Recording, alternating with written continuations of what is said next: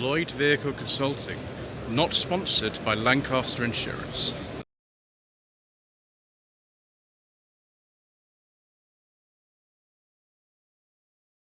Good morning.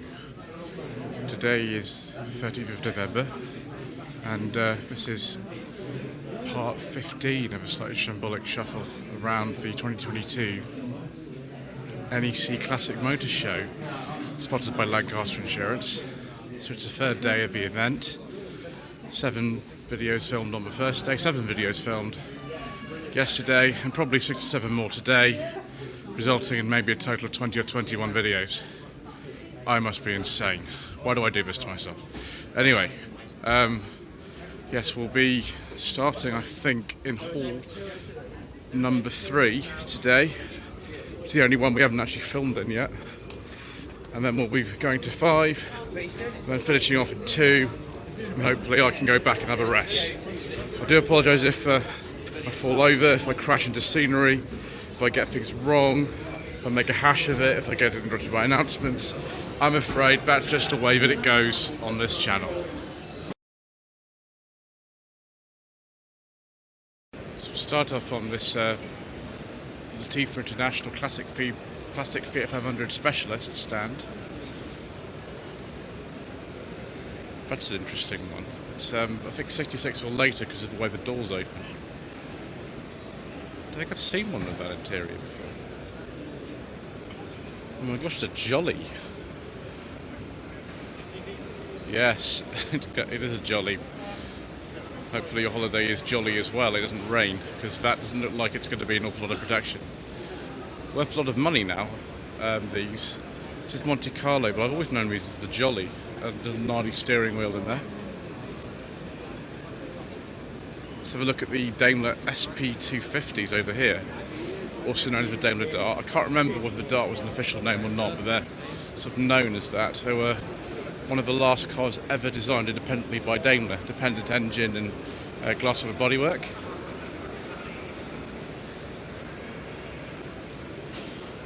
It's a very nice looking car actually.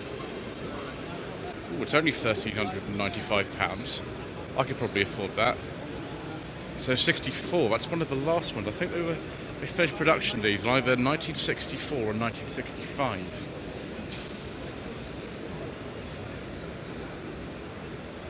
Just like so many other stands here, the standard of these cars is absolutely amazing.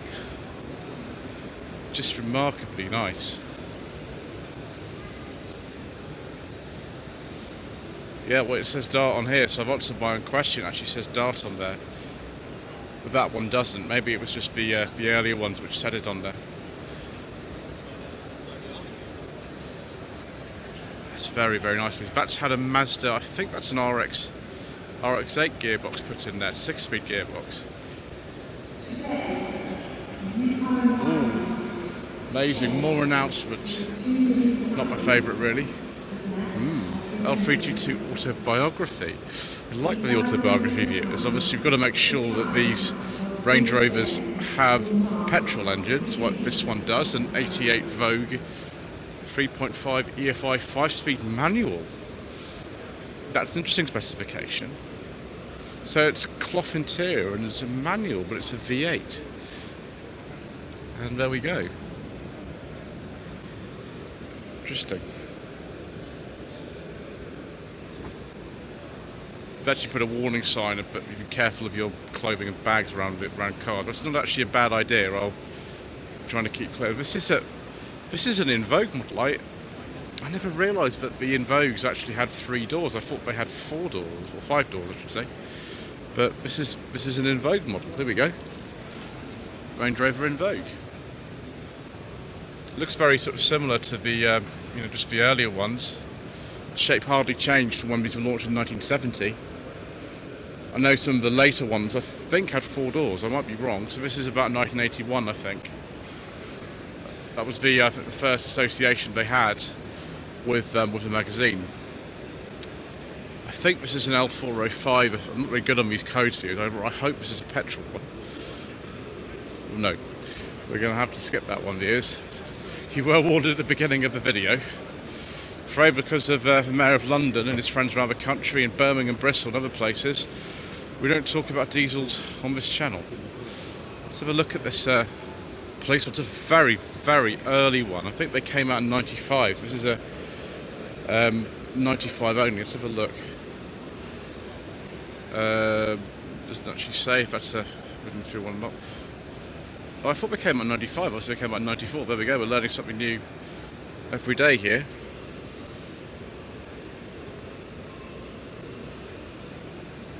Excellent. Well, have a look at some Range Rovers. We don't normally do that in much detail actually on this channel. Pleased we have. Right, let's go to the next stand. Got some military Land Rovers on here. I don't honestly know an awful lot about them. I know there are some of you out there who do, so we'll take a little look. I won't say very much, so I don't know very much, but there we go.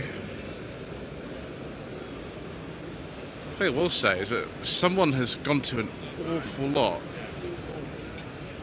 of effort to make this as authentic as possible. Bags and seat covers and machine guns and ammo cases and all that sort of stuff. Amazing.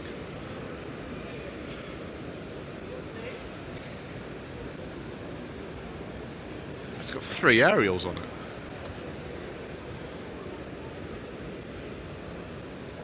And a snorkel. Go anywhere in that. And a little trailer as well, yeah, for Ex-Military Land Rover Association. Excellent. Oh, and even more Land Rovers here. When we went to the auction yesterday, there were absolutely, utterly tons of Series 1 Land Rovers in there. They're not actually that expensive. I was really surprised. I mean, in condition like this, they, yeah, I think we would be. Actually, we can have a look at this one. Goodness me, this is absolutely immaculate. This is probably better than it was when it came out of the factory at Solihull. Let's see what year this is. It's 1952. And it's ridiculous. So that's really what the rear lights were like on these early ones. There we go. There we go. And another Series 1 here.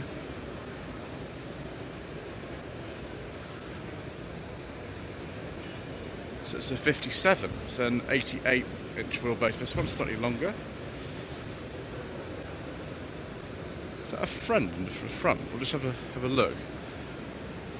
Yes, it is. He's not actually holding the wheel though. Very careful we don't trip over things here, viewers. That's a very bad idea.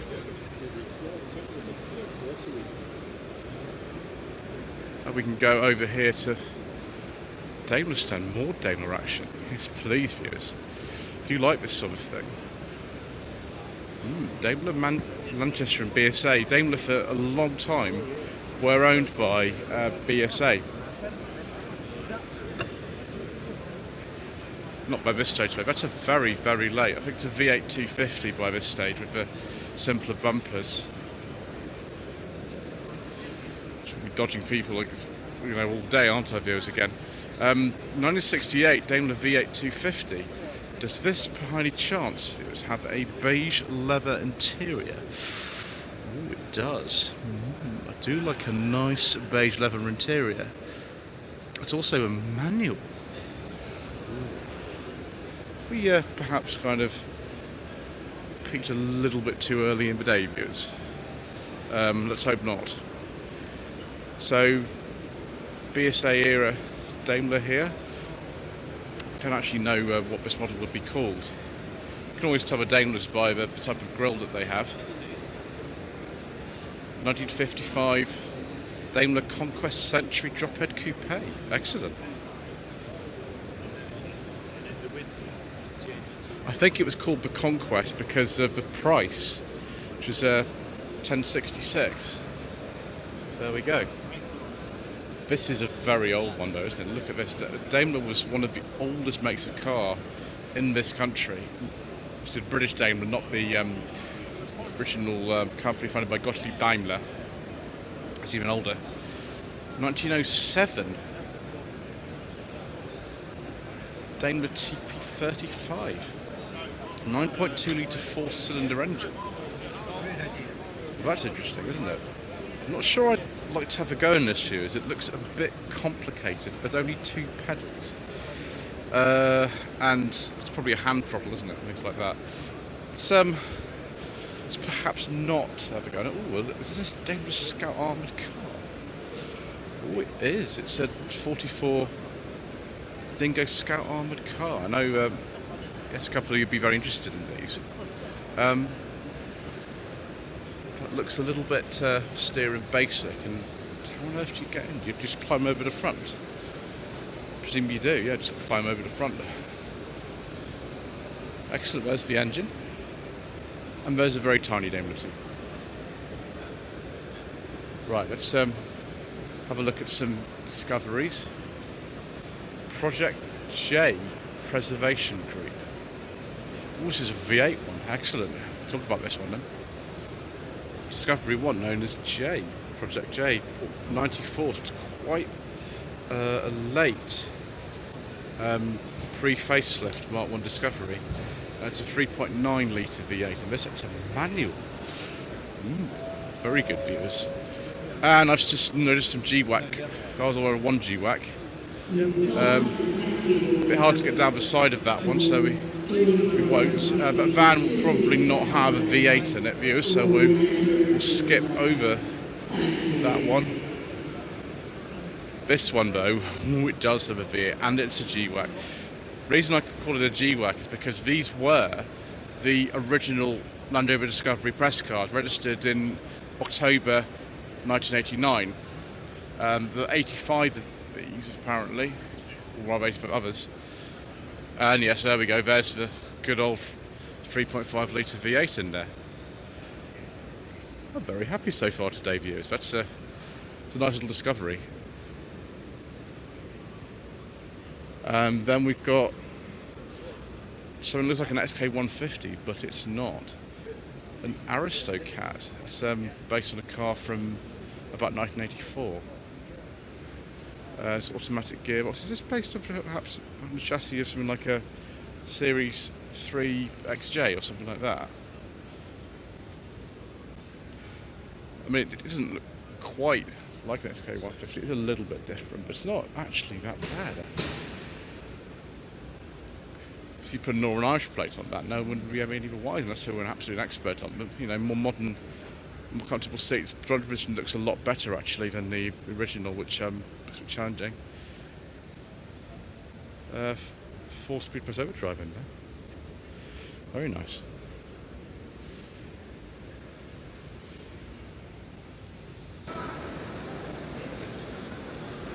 Okay, viewers, we've had the silence for it's 11 o'clock. We'll continue. So this is a Capri Mark III laser, so a relatively late one. This is a Burton power stand, and this one's had a 2.3 Pinto put in it. Imagine this is probably originally a 2 litre, maybe 1.6. They're both Pinto units. There are a steering wheel in there as well. Yeah, it was a 1.6 originally, it's not anymore. All sorts of little classic Ford bits you can get here. Let's look at some more classic Fords on this stand here. Will that be quite a late one if it's a Crusader? Yeah, 2 litre again. Same engine as basically that Capri, only rather than originally being a 1.6, so there's, and it's still, I presume, a 2 litre. It's an auto. I can't remember if you could get electric windows on a Cortina gear. If anybody knows, please put that in the comment section below. There we go, there's the Pinto. And it's got this sort of very 80s accessory of having some extra lights on the grille. Another Capri here. Oh, I think this colour is called Oyster Gold, I forget exactly. It's a Capri S as well. Someone's put different wheels on this. It's only a 2 litre S. If it was a 3 litre S, it would be incredibly valuable. It's just very valuable. Collar check interior. There was a very similar one to this used in the very last series of the Professionals. I think it was VHK 12W or VHK 11W. I always get those two confused. One's a Strato Silver, one's it's an Oyster Gold or Solar Gold, but they're slightly different colours. But this is a 2 litre, and yeah, it does that. Those wheels aren't original to the car. They look very nice. Another Mark III Cortina. We've seen loads and loads of these at the show this year so far. This one's a GT.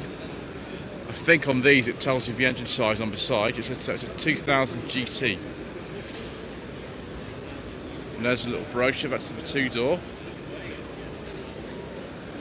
With these, it seems that the 2-doors were still relatively popular. Certainly with the Mark IIs and Mark Is, you saw plenty of 2 and 4-door ones. Still seems that they actually had a market for them. When the Mark 4 and 5 Cortinas were in production, the 2-doors were much, much rarer. So it's 73, so I think that means it's a pre-facelift. I'm wrong, I think the facelift occurred at about 74. Those of you who are Mark III Cortina experts will be able to tell me, but that is in rather nice condition, I must say. Right, let's move on.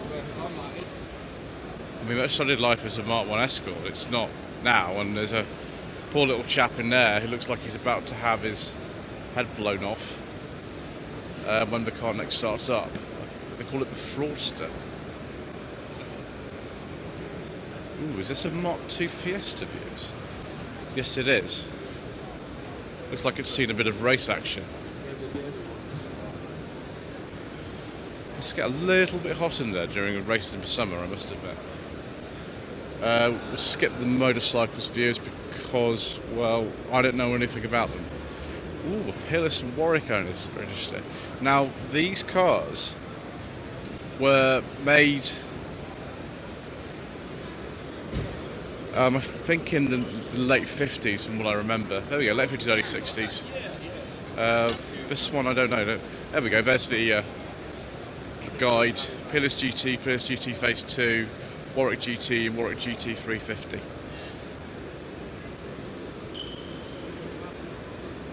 It's Peerless. Now, the people who were behind the Peerless company then went on to help develop the Gordon Keeble. The very first cars were built in Slough, but production actually then continued in 2 sites in Southampton, or rather actually Eastleigh. So we're built just down the road from where I live, at what is now Southampton Airport, but was known as Eastleigh Airport. Then it moved, I think, to Sholing.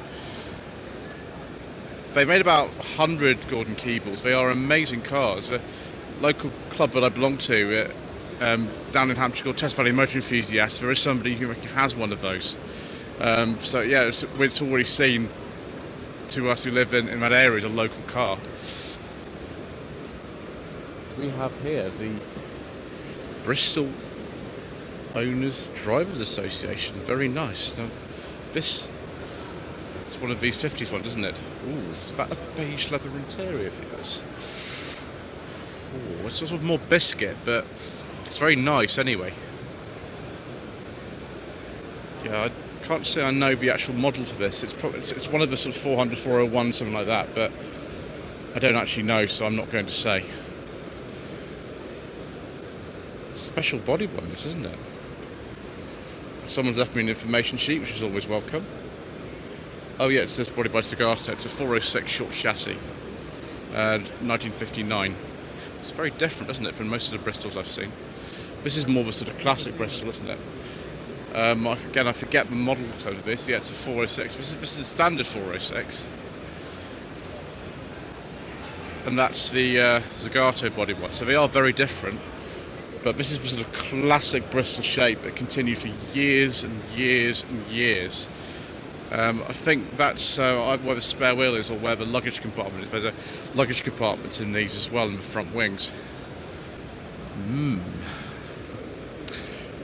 It's pretty nice views. Ooh, Clayton Classics. We've got a Jaguar-y type sort of shell there, rolling shell. And of course, Austin 7 Swallow. Now that's a very, very nice condition one. Look at that. Sir William Lyons would be proud.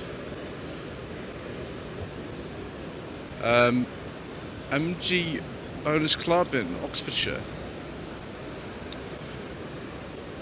Oh wow. Oh, okay.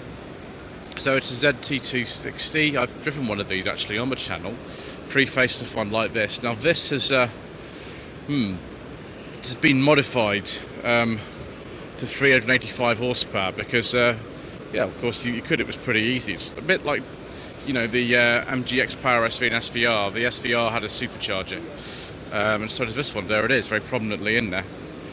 They are a little bit of a handful to drive these. They're not the easiest. The clutches are quite heavy in them, but they are a lot of fun and make a great noise. So here is an MGC. Now it's interesting because that's a 7071 plate. I assume this wasn't registered until a bit later because you can't just put a newer plate on an older car. But yeah, it's an MGC, and they had to modify the bonnet to clear the it's a 2.9 litre or 3 litre engine. I can't remember which one of those it is in these. They did change the C series engine over time. Relatively late MGTF. It's a 160 Spark. It's one of the special editions during the MG Rover era. Obviously, they did continue making these under Nanjing Automotive. Ooh, hello, there's a little friend in there. Is that a ring-tailed lemur, viewers? Perhaps. Yeah, so they did make these. I think it's 2008 to 2011. They also continued production at Longbridge under Nanjing Automotive, but those didn't sell very well because you could just buy one like this at the time that was 4 or 5 years old for a lot less money than the new ones, and they were almost the same. DeLorean, very nice.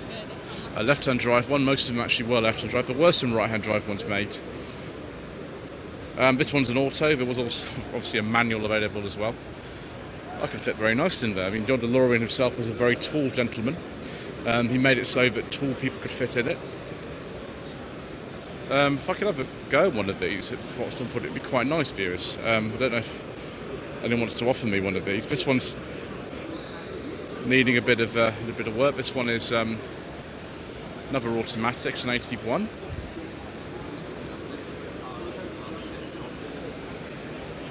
Mainly, of course, these were designed for the American market. Ooh, 105-mile DeLorean. It's got a different coloured interior in it. I think the seats are based on ones from Lotus Esprit, and I think the chassis actually does have Lotus Esprit bits in it as well, from memory. Ah, yeah, there we go, it's a manual one. Don't sit in the car without asking. I will not sit in the car. I quite want to, though, viewers. It looks sort of very inviting. Ooh, some Jowetts. Ooh, it's interesting. There's actually a middle section just for Jowetts. Well, that's pretty good, viewers. That's a Jowett Bradford. Oh wow, yes, my grandparents had one of these back in the 50s. My father, when he was alive, used to talk about this. Yeah, so there we go. I don't know what year this one is. Not sure. But yeah, my grandparents did live on a farm for a while, so this would have been ideal, and it's got lots of seats in it. Perfect. But yeah, there were four brothers, including my father. Here's a very nice Jupiter. It's just a shame that the company just had these problems, I think mainly with the engines that were sort of locally made. The engines and most of the other bits of the car were not brought in from somewhere else. They were made by local firms, and that was one of the problems. I think the whole company went under in '54.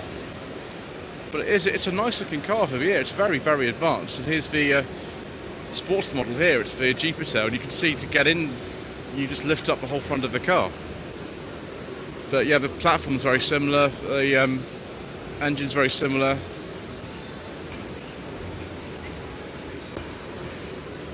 It's amazing that these things, despite how old they are, they still exist and people still love them. Oh, some more MGs here. This is a main MG Owners Club. It's an 1880 Mark 1. Is this one of the first ones that was made at Amidon? Or I might be wrong actually. the first cars in MGs were not made in Abingdon. They were, I think, made in Oxford. So this would have originally been a rubber bumper MGB. That mirror is off something else entirely. I can't remember. Is that like off the Rover Metro or something like that? I can't remember. But these are the sort of mini light style wheels you can get for these, and the mini lights do look quite good on this. Yeah, very smart rubber bumper conversion. ZR here, they're very popular in motorsport.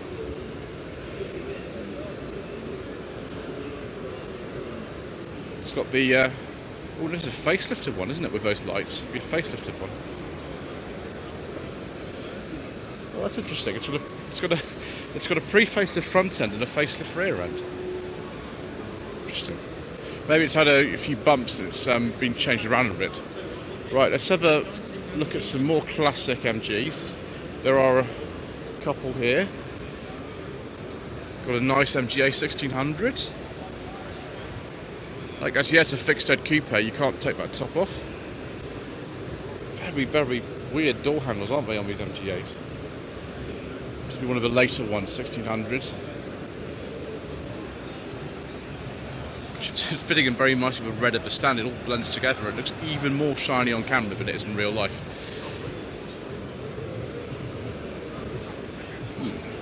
Ooh. MGB V8 Roadster. Make perhaps the finest Roadster. 5-speed gearbox. I don't know what that steering wheel's off actually. Is that off an RV8 viewers? I don't actually know. Obviously a lot of bits from an RV8 will fit an MGB and vice versa. But I think the body shells off the RV8 were heritage MGB body shells, which they were making again by that time, it's the early 90s. So it might actually say in here what the gearbox is. Yeah, it's from the Mazda. There's a lot of work going into this. And British Racing Green with a very nice cream leather interior. And here we have, an X-Power. I've never seen an X-Power SV with front end taken off. That's interesting, views. I did a walk around on an SVR Auto last year at Summit Garage in Dudley. I think this is the standard 5-speed manual SV. They're very rare cars. They made, oh gosh, about 100, maybe probably actually even less than that. So this is the hall where we find all of the dealers. Selly's a name that I am very familiar with, having been to Practical Classics Restoration Show and the show last year. And I think they exhibit at London Classic Car Show, which I've just realised is on next February. And the first ever Shambolic Shuffle was recorded at the London Classic Car Show in February 2019. So maybe we'll go along to that and see what we can find. The Sally Anniversary Edition. MGB GTs, 2.2 litre engine with a Mazda 5-speed gearbox, which makes it a bit easier to drive, I suppose. The sort of modern stuff like this, sort of big supercar stuff, I'm not so fussed about really. People obviously have a great affinity for supercars, but I'm really here to see some classics, so keep going. Another MGA here. Does this have an information sheet or anything about it, or does it just look nice? So that's had an engine conversion on it. It's probably a bit more power. Wow, look at this, retrimmed interior, probably again a Mazda 5-speed gearbox put in it. Sort of don't know what do you call it, sort of slightly resto modded then in that case. Oh, it's 57, okay, here we go. It's a 1950 stage 2 engine, 12-volt battery, so yeah, all sort of resto modded. Anyone could tell me what that chassis is for you, then please do put it in the comment section below. Bentley Continental GT, it's probably a later one, given that sort of later interior that these had. Oh no, it's a 2004, it's an early one. What do I know, views? 1969 MG CGTs of Sebring. Yeah, they do look a bit different, don't they? 2007 Aston Martin Vantage Roadster. I suppose it's over 15 years old, so yeah, maybe becoming a classic now. 72 MGB Roadster. Again with a modified engine. Sorry. I suppose if you have to ask, you can't afford it. That's probably what the mantra is. They call these the BMW M Coupe. This would be a 2000. We didn't get this body style in this country, other than with the M Coupe. So just the sort of most powerful engine. Ooh, this does have a price, about £30,000. I've driven the Z3 views, but which is pretty nice, but it wasn't quite as nice as that one. Ooh, Aston Martin. Yes, the blue leather interior. Everything is very, very blue. This one's an auto. Of course, you could get a manual as well.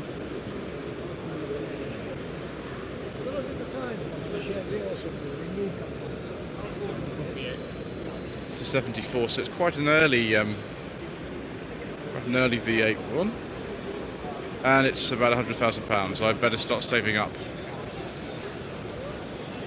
So thank you ever so much indeed once again for watching this part 15 of the Slightly Shambolic Shuffle around the 2022 NEC Classic Motor Show, sponsored by Leichhardt Insurance. Please don't forget to subscribe to the channel, like this video, leave a comment below, and we shall see you again soon in part number 16. Lloyd Vehicle Consulting stickers, t-shirts and mugs are available by clicking the link to the Google form in the video description below.